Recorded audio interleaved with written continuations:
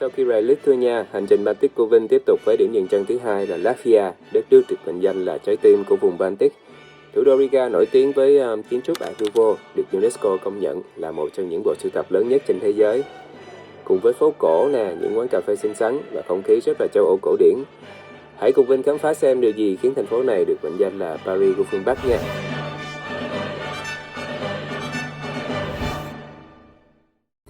Buổi tối đầu tiên ở Riga, Vinh chọn nhà hàng Entresol nằm trong danh sách Michelin Guide. Entresol nổi tiếng với concept tapas, những phần ăn nhỏ sáng tạo, mà tinh thần tapas nhưng đậm chất Bắc Âu. Mỗi món ở đây được trình bày như một bức tranh. Nguyên liệu là sản vật địa phương, tinh tế, nhẹ nhàng, đúng kiểu ẩm thực Bắc Âu. Không gian ở đây rất là ấm cúng ha, ánh sáng vàng, tiếng nhạc nhẹ, đúng kiểu dinner mình thích sau một ngày dài di chuyển. Nào, bây giờ thì cùng Vinh khám phá thực đơn của Entresol xem có món nào gây thương nhớ nhất nha. Mỗi tập vlog của Vinh mà bắt đầu bằng đồ ăn là Vinh cảm thấy nó có khí thế hơn. Và đặc biệt là hôm nay được thưởng thức một nhà hàng rất là đẹp và ngon nữa. Entresol có nghĩa là between the sun trong tiếng Spanish. Và ở những cái ngôn ngữ của địa phương nó còn có nghĩa là những cái kệ và những cái tableware. Tableware là đồ dao, nĩa, chén dĩa.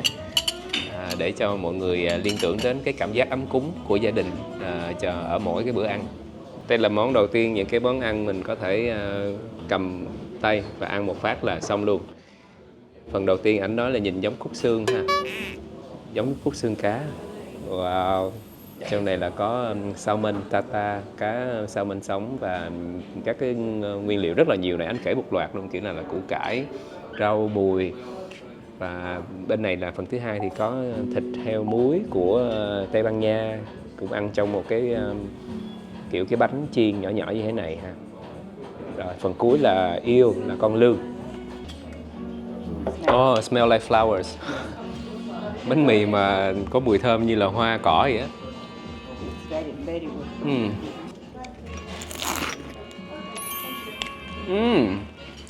Wow. Wow. Đây là phần pate mà Vinh cảm thấy nó rất là đặc biệt, đậm đà, ngon. Nhà hàng này là đáng thử nha mọi người.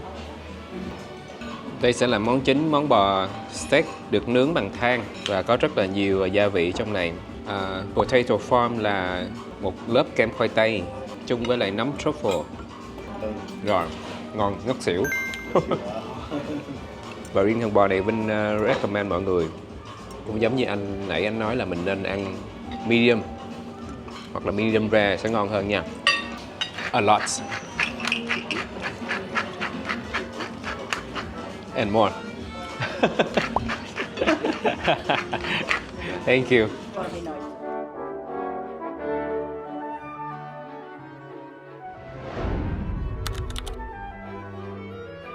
Vinh đang ở Riga, thủ đô cũng là trái tim văn hóa của đất nước này. Riga được ví như là Paris của vùng Baltic, với những tòa nhà cổ sông Dragova uốn quanh và những quán cà phê nhỏ nằm nép trong phố cổ lát đá. Latvia nằm giữa Lithuania và Estonia, có hơn 2 triệu dân và là một trong 3 nước Baltic giáp biển Baltic. Riga, thủ đô, không chỉ nổi tiếng với kiến trúc cổ mà còn là thành phố có số lượng công trình Art Nouveau nhiều nhất châu Âu. Xin chào Việt Nam. Yeah, that's hello. Xin chào buổi sáng. Ngày hôm nay thì Vinh sẽ bắt đầu một ngày mới tham quan Old Town và có cái city tour ở trong thành phố. Ở tại thủ đô, ở tại Riga của Latvia thì có hơn 800 building là thuộc kiến trúc của phong cách Art Nouveau. Đây là thành phố có nhiều cái kiến trúc Art Nouveau nhất ở trên thế giới. Người dân ở đây Vinh thấy là hầu như ai cũng nói tiếng Anh rất là rành. Riga là thủ đô của Latvia và có khoảng 700.000 dân và là thành phố thủ đô lớn nhất trong 3 nước Baltic, lớn hơn cả Vilnius và Tallinn. Tallinn là của Estonia mà Vinh sẽ đi trong những ngày tới. Và có một chi tiết rất là hay, đó là hoa ở tại các quốc gia của Baltic á, người ta rất là trân trọng và một cái sự thể hiện tình cảm dành cho nhau ha. Đàn ông cũng tặng đàn ông tặng phụ nữ, rồi phụ nữ tặng phụ nữ, tức là mình quý ai thì mình tặng. Ở bên này họ có ngày phụ nữ, có ngày đàn ông, có rất là nhiều dịp và chỉ cần ví dụ như là quý nhau cũng tặng cho nhau hoa, không cần là phải những cái dịp đặc biệt quá. Hoa ở trong mấy tiếng địa phương còn có nghĩa là donate, tức là dành tặng hả?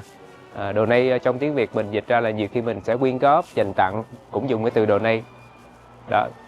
Thì hoa ở trong tiếng địa phương là có nghĩa như vậy. Một bó thì mình thấy khoảng 45 euro nè. Size medium, size nhỏ hơn thì khoảng 30, 20. So this is 25 euros or 2.5? 250 À, for one 250. flower, À. one rose. Một bông hoa là 2 đồng Blue rose. 50. Bên phải của Vinh là bức tượng biểu tượng cho tự do hòa bình. Trong những cái biểu tượng mình thấy là có quân lính và nhạc công nữa. Bởi vì đối với họ thì âm nhạc còn quan trọng hơn là chiến tranh. Cho nên là họ đặt cái biểu tượng nhạc công to hơn là người lính, và người lính là ở dưới thấp hơn người nhạc công ha. Protection of fatherland and here work. There's a worker, a farmer and a fisherman. Có worker, người công nhân, A worker. fisherman. And here you can see a man with a sword, shield and sword, and the sun is just appearing, so it means freedom is just appearing. Ok. Đây là con kênh sẽ chạy xung quanh thành phố luôn nha mọi người ơi. Thành phố rất là đẹp, bình yên, lãng mạn. Và ở trên con kênh này mình có cái tour đi thuyền nữa, 15 phút.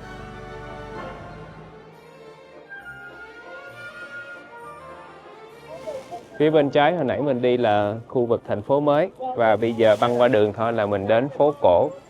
Đây cũng là một trong những khu vực trung tâm và con đường chính. Here you can see feet. This is from human chain in 1989 with 2 million people, Vilnius, Riga, Tallinn, in all the main streets when people are holding hands like this for some minutes. Thiệt sự hồi nhỏ mà Vinh á hả, cứ đọc sách rồi coi trên mạng, lúc mà Vinh còn nhỏ xíu á, không có nhiều internet như bây giờ, thì Vinh biết đến những nước châu Âu qua những cái hình ảnh rất là đặc trưng về trang phục truyền thống của họ ở đây và những cái tòa nhà màu sắc như vậy nè. Từ hồi nhỏ là Vinh đã mê rồi, bây giờ đi ra phía bên ngoài đó rất là đẹp, xúc động luôn.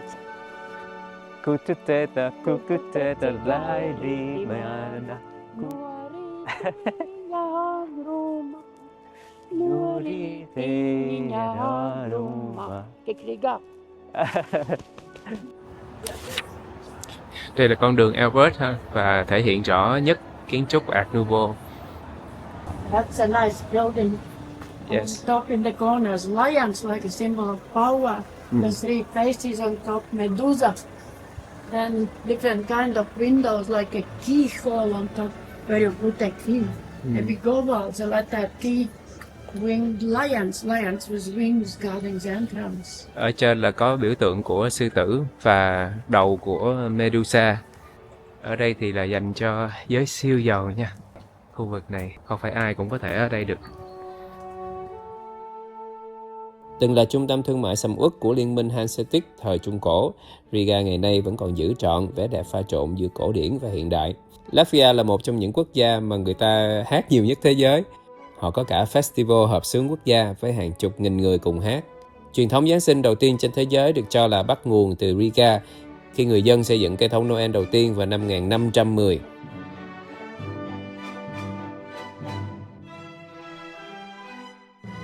Art Nouveau thì không phải là chỉ đẹp phía bên ngoài thôi. Lạnh quá. Cứng đờ cái việc. Art Nouveau thì không phải là đẹp phía bên ngoài, ở bên trong á, nội thất cũng rất là đẹp. Và những cái đồ trang trí mọi người nè, nó rất là đặc trưng ha. Rất là đắt tiền. Và một trong những cái trang trí quan trọng đó là cái cầu thang. Mọi người đây là cái hình của một cái cầu thang phía bên trong của building Art Nouveau. Đi ngoài đường lạnh quá, lạnh mà tay chân Vinh cống hết, cho nên là Vinh đó là phải uống một chút cồn để cho người Vinh ấm lên. Và cô hướng dẫn viên thì cổ hướng dẫn cho Vinh hai loại. Một loại là truyền thống cồn, có thể gọi là một trong những chai cồn với 45 độ ngon nhất thế giới. Và ở đây là một cái chai có vị ngọt hơn, khoảng 30% thì sẽ dễ uống hơn. Mình sẽ thử hai chai này. Và người ở đây thì họ quan niệm là uống tất cả những chai rượu này vô sẽ diệt trừ hết tất cả bệnh tật. Nhưng mà sẽ có hai loại bệnh sẽ không bao giờ diệt được. Cái bệnh thứ nhất đó là bệnh yêu, tình yêu, love. Và bệnh thứ hai đó là bệnh mà sẽ là mong muốn để quay trở lại Latvia lần nữa. Cái hai bệnh đó là không tiêu diệt được. Ok, mình sẽ thử loại đầu tiên. Lạnh quá rồi. I'm so cold.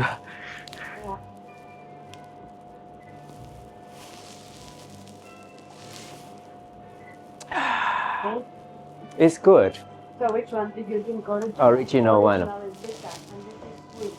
Và cái chai đầu tiên này thì nó rất là đắng, nhưng mà nó uống vào là thấy ấm người liền. Chai thứ hai thì có vẻ ngọt hơn, dành cho quý cô nhiều hơn ha. Cả hai bên đều thích. Và cái này thì đậm hơn ha, 45 độ là, còn này thì khoảng 30 thôi. Uống vào nó ấm người hơn. Uống vô 2 hớp là có vẻ xỉn liền luôn, xỉn ngang. Nãy bên mua 3 chai mà 7 đồng 7 euro, uống vô xỉn ngang. Là đi quay vlog dữ chưa? Ông bà cười bên. Xe đạp nhóm mà mọi người ơi.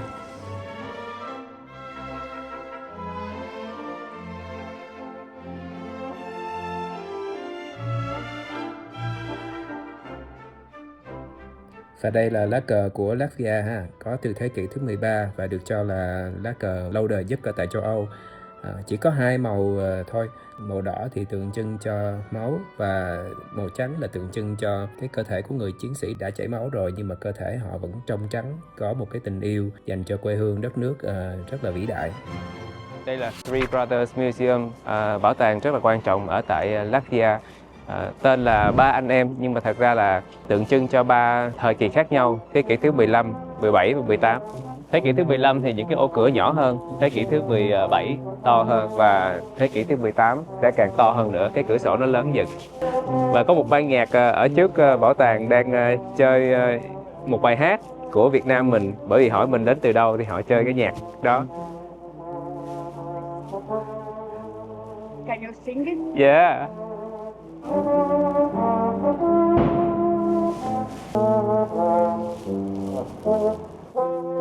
Mọi người có nhận ra bài hát nào của Việt Nam mình không?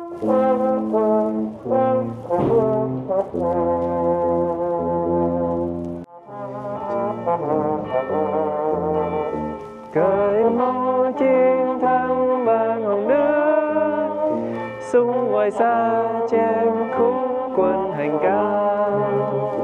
Trường vinh quang dày ra quân đồ.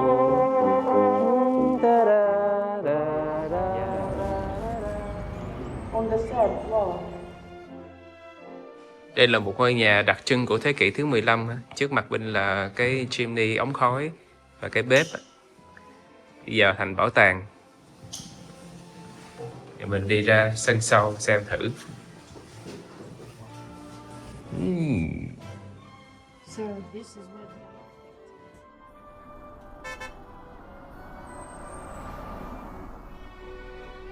Đây là chiếc xe bus hồi nãy mình đi bộ có quay không kịp. Ở đây không có Uber hay là app công nghệ đó nha mọi người. Taxi cũng khó book. Đa số là người ta đi bộ với đi xe bus công cộng đó, cũng rẻ. Chúng ta đi xem chợ local market nha. Local và central luôn. Nằm cạnh nhau thôi, mình đi bộ thì mình cũng có thể tham quan được hết. Bây giờ khoảng 2-3 giờ chiều, mình thấy vẫn còn trái cây tươi. Cái gì cũng có nè mọi người ơi. Qua tới hàng đồ lưu niệm, nữ trang, giày dép, quần áo. Không gian của chợ thì mình thấy cũng thích ha, đẹp. Đố các bạn nha, không gian này các bạn liên tưởng tới cái gì nè? Nơi đây trước đây là sân bay ha, và đây là chỗ đậu máy bay. Bạn hình dung ra chưa? Đi vào chợ thì thường sẽ không có trong chương trình đi du lịch đâu nha mọi người. Này mình đi để mình tham quan đời sống địa phương và cách những người bản địa họ sinh hoạt hàng ngày, những thói quen rồi đi chợ như thế nào thôi. Này mình đi qua tới khu ăn uống rồi.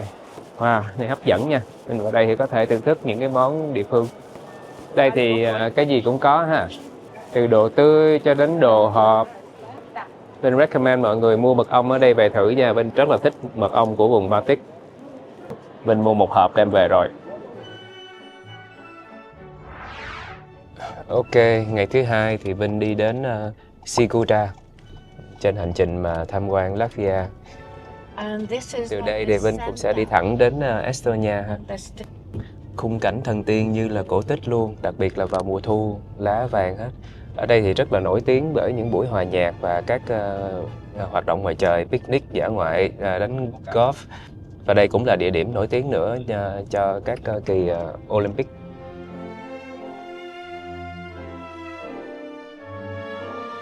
Trong công viên quốc gia thì có rất là nhiều các khu vực các bạn tham quan ha, lâu đài, rồi những cái workshop, những cái cửa hàng souvenir. Workshop ở đây mình có thể làm một cái cây gậy để đi hiking, đi leo núi theo cái sở thích của mình. Hôm nay Vinh đi chơi như người bản địa luôn, bởi vì có hướng dẫn viên người địa phương, họ sẽ hướng dẫn cho mình và kể cho mình nghe những cái câu chuyện văn hóa về con người ở đây, thì Vinh nghĩ cái thông tin nó cũng sẽ hữu ích và nó đúng nhiều hơn ha. Và đây, Sigulda, Vinh đi chơi ngày hôm nay thì trải nghiệm như là người bản xứ ở đây họ đi chơi luôn, cả gia đình già trẻ lớn bé đến đây tham quan lâu đài, tham quan công viên rừng quốc gia, đầy đủ tất cả các hoạt động dành cho các bạn thích nhẹ nhàng cũng có, mình thích vận động cũng có. Như hồi nãy Vinh nói đó, ở đây là nơi mà tổ chức Thế vận hội Olympic. Ôi, lạnh quá. Đó này Vinh đi, Vinh nghĩ là tháng 11 thì mới chớm thu, Vinh đem đồ nhẹ nhàng vừa vừa thôi, nhưng mà lạnh quá, biết là mỗi lúc có gió. Sigulda, địa điểm được yêu thích thứ hai sau Riga ở tại Latvia. Và ngày hôm nay thì Vinh trên đường đi Vinh ghé thôi, chứ nếu mà để thật sự đi tham quan những chỗ này thì mình cần nhiều thời gian hơn. Có thể ngủ lại ở đây cũng được, nếu mà các bạn muốn dành thời gian khám phá. Như Vinh thì Vinh chỉ đi trong ngày, trên mỗi nơi Vinh sẽ có thời gian một chút thôi, gọi là cưỡi ngựa xem hoa chút xíu thôi. Các bạn ơi, cái này ngon quá, đó hồi lên xe ăn. Cái này là cranberry ở ngoài bọc đường, chưa bao giờ Vinh ăn mà ngon vậy. Bên trong nó mềm xốp, tan chảy, bên ngoài một lớp đường ngọt ngọt. Polish soda fulfilled that God. And you can see also the plants that grow in the, and one bird also, and they say snakes as well, but I have never seen it. Then I remember the red scarf. Cái nước này là nước thanh xuân đây, uống vào hoặc là rửa mặt thì mình sẽ được trẻ ra nha mọi người.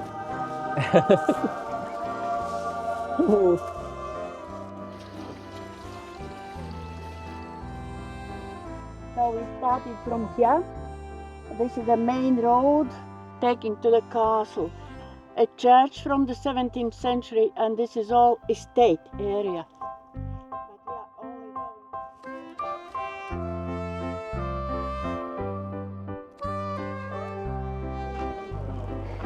Leo thôi.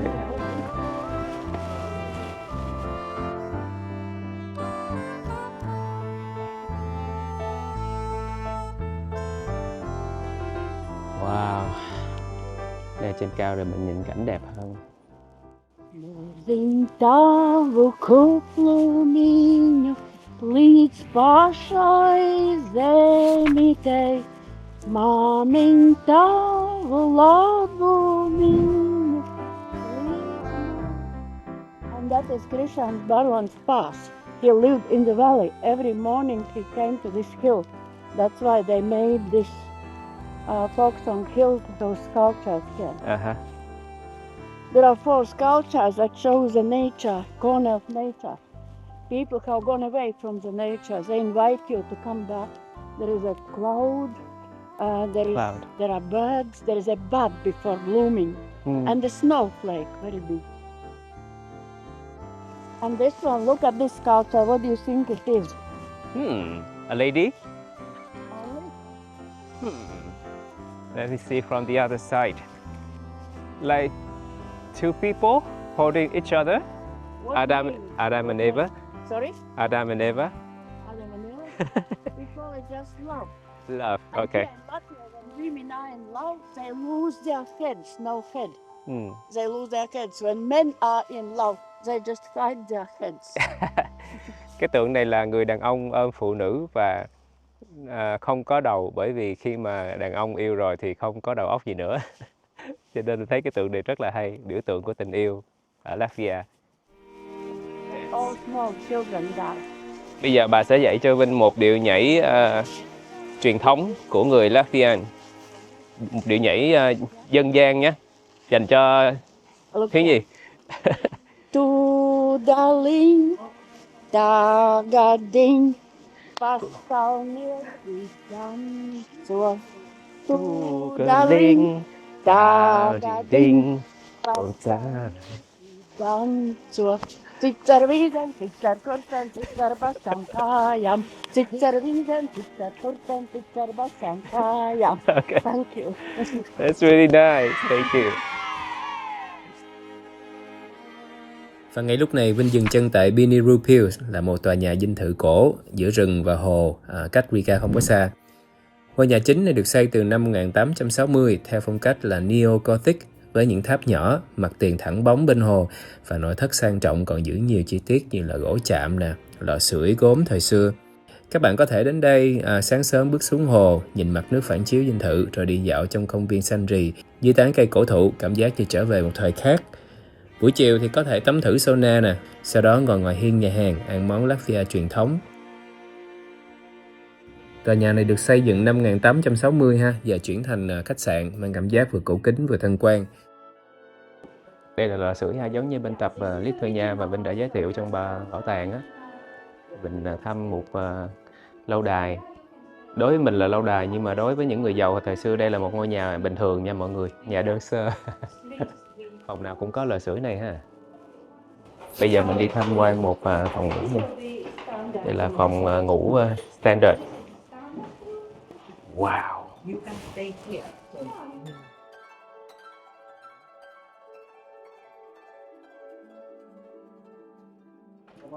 Đây là phòng suite, phòng đặc biệt hơn nha. Wow.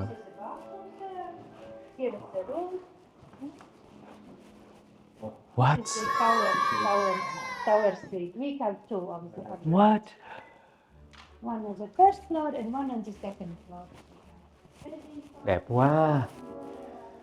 Chỗ này thì họ cho thuê theo mùa nha. Tức là cái mùa này thì chưa có làm dịch vụ, nhưng mà những cái mùa khác thì họ cho thuê để mình nghỉ ngơi, du lịch ở đây, rồi có cho thuê để làm những cái đám cưới. Bởi vì chỗ này mọi người thấy là đẹp quá ha, cho nên là những cái dịp như đám cưới thì họ cũng vào đây để tổ chức tiệc và chụp ảnh này nọ. Quá đẹp, quá đẹp. Mình tham quan phòng tắm luôn nha. Wow, 200 euro một đêm. Đó là cái mùa mà họ kinh doanh. Wow. Cái lò sưởi là mọi người thấy là mỗi một phòng là trang trí một kiểu khác nhau, muôn hình, muôn vẻ, muôn chất liệu. Quá đẹp. Phía trên lầu này thì họ có thể tổ chức tiệc hay là hội nghị, làm triển lãm ha. Đây là căn nhà hồi thời xưa nè, được bảo tồn đến tận bây giờ. Một vài chi tiết thay đổi thôi, hầu như là nguyên vẹn còn lại hết. Từ trần nhà cho tới cách bày trí, cầu thang gỗ. Trên đường mình đi từ Riga, Latvia, mình qua đến Estonia thì sẽ có rất là nhiều những cái chỗ để mình dừng chân. Ví dụ như là hôm nay Vinh dừng chân ở tại một lâu đài, cũng là một ví dụ. Lâu đài này các bạn có thể nghỉ dưỡng, tổ chức các tiệc quan trọng. Và đơn giản như là Vinh đi ngày hôm nay thì sẽ là chỗ ăn trưa, bởi vì họ không có giống châu Á mình mà sẽ có nhiều hàng quán ở trên đường đi để mình ăn uống. Ở đây thì mình nếu muốn ăn thì đôi khi mình sẽ phải vào những cái khách sạn, rồi lâu đài hay là những cái khu tham quan.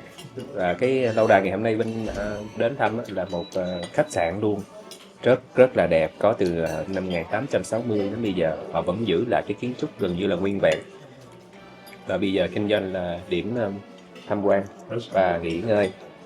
Ăn trưa hôm nay có hai món, mình ăn đơn giản thôi là ravioli, và hồi nãy mình ăn món súp bí căn bản này ha. Và món ravioli này không có thịt, là spinach, bó xôi với lại nấm thôi mà cũng rất là ngon.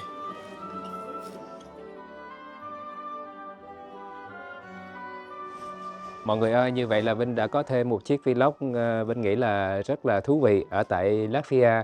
Đặc biệt thì Vinh đi tour 3 nước Baltic ha, Lithuania, Latvia và Estonia. Vinh cảm thấy dù là đã đi châu Âu nhiều lần rồi nhưng mà đến những đất nước này thì cũng cho Vinh một cái cảm giác rất là hay, gọi là một cái sự bình yên khá là xa xỉ, bởi vì không có phải ở đâu nó cũng có nét đẹp thiên nhiên và đời sống bình yên như là những nước mà Vinh đang đi như thế này. Đặc biệt là đi vào mùa thu nữa, thời tiết rất là dễ chịu và khung cảnh thần tiên lắm, như là Vinh bước vào những câu chuyện cổ tích. Vinh đã tra rất là nhiều thông tin rồi thì cũng không có thấy nhiều người đi đến những quốc gia này, cho nên hy vọng là các bạn sẽ cùng với Vinh khám phá thêm nhiều điều hay ho ở các nước Baltic. Và cảm ơn mọi người đã theo dõi nha. Hẹn mọi người ở tập tiếp theo ở tại Estonia. Xin chào tạm biệt. Arvissami sapnītēm, upēnēta ozolī. Arvissami sapnītēm.